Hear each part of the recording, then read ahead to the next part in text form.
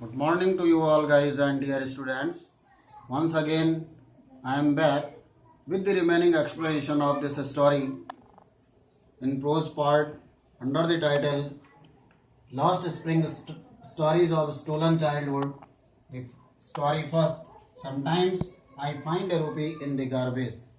In this story you know that there's a character, a boy named Sahib, and the authoress interact with him, seeing that he lived in very poor condition and searching gold, a rupee, in the garbage dumps near her neighborhood.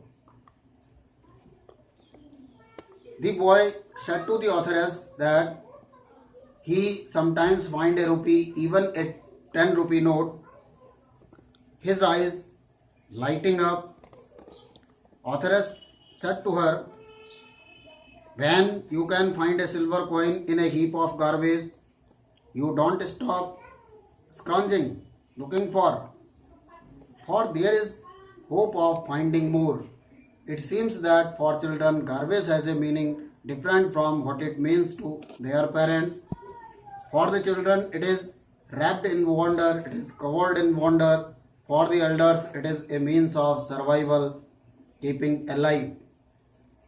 One winter morning, authoress saw Sahib standing by the fenced gate of the neighborhood club, watching two young men dressed in white playing tennis.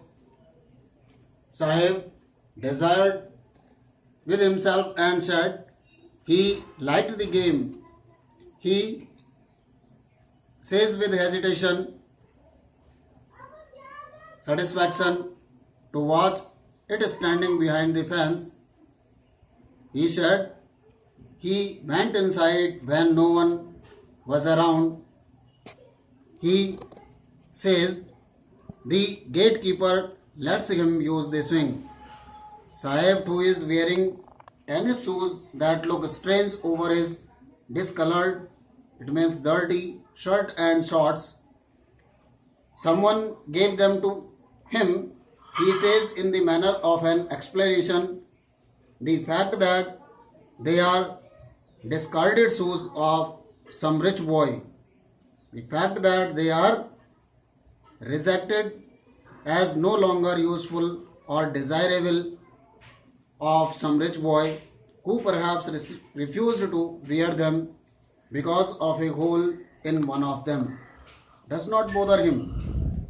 For one who has walked barefoot, even shoes with a hole, is a dream come true. But the game he is wandering, watching so intently, attentively, is out of his reach, is beyond his power, beyond his limit. That morning, Sahib was on his way to the milk booth. In his hand was a steel canister.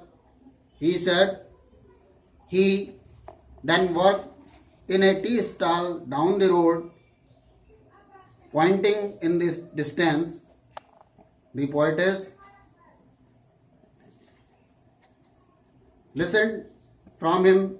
He said he was paid 800 rupees and all his meals. Poetess said to her, questioned her, does he like the job? His face, she saw, has lost the carefree look. The steel canister seems heavier than the plastic bag he would carry so lightly over his shoulder. The bag was his. The canister belongs to the man who owns the tea shop. Sahib is no longer his own master.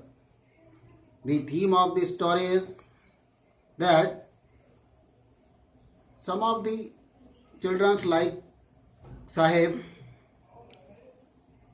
spend his life in very poor condition and compelled to lost his enjoyment of the childhood days. Thank you. Nice meeting to you again the next day. Have a good day. Have a nice day. Thanks to you all.